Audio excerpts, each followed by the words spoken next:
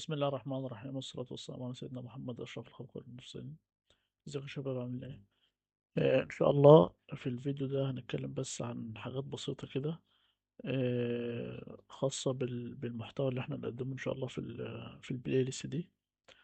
أول حاجة، مين اللي هيقدر إن هو يشوف البلاي ليست دي؟ كل اللي محتاجينه لابتوب، وخلاص على كده مش محتاج منك أي حاجة. الفيديو أو البلاي ليست هتاخدك من أول خالص، هنشرح الأساسيات والمبادئ كل حاجة. تمام. من أول خالص لحد إن شاء الله ما تقدر تكتب كود بدارت، وبعدين هنخش على المرحلة اللي بعد كده، وتقدر تتعلم فلاتر بعد كده. تمام. ايه المطلوب منك بعد كل فيديو هتسمعه، او بعد كل فيديو هنشرحه؟ ان شاء الله هنعمل بعد كل فيديو هنعمل بلاي ليست تانية جنب البلاي ليست دي.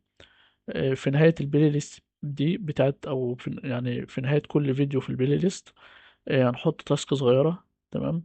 كل اللي انت هتعمله ان انت تحاول تحل التاسك دي، وهنعمل جنبها بلاي ليست تانية هيبقى فيها رقم الخاص بالفيديو. تمام. والحل بتاع التاسك ده، بحيث ان انت تحل التاسك، وفي الفيديو التاني تشوف هل اللي انت عملته صح او غلط. تمام.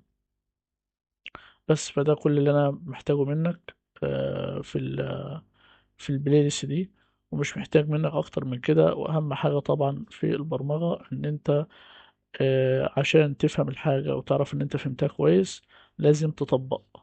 فعشان كده كل فيديو هديك زي تاسك كده بسيطة، تحاول ان انت تعملها مع نفسك. معرفتش هتخش على الفيديو التاني اللي هو بيحل التاسك وتشوفها اتحلت ازاي. او ممكن برضو تخش على شات جي بي تي او اي اي تول، تقول له والله انا اخدت كذا كذا الحتة الفلانية. تمام. وتخليه يديك عليها تاسك، وتبدأ ان انت تحل التاسك دي.